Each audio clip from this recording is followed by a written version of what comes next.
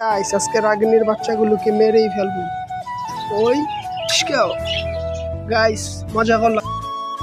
আসসালামু আলাইকুম, শৌখিনতার তথ্যে শৌখিন মানুষদের জন্য নতুন আরেকটি ভিডিও নিয়ে হাজির হলাম আমি রঙ্গিল কলোনি থেকে।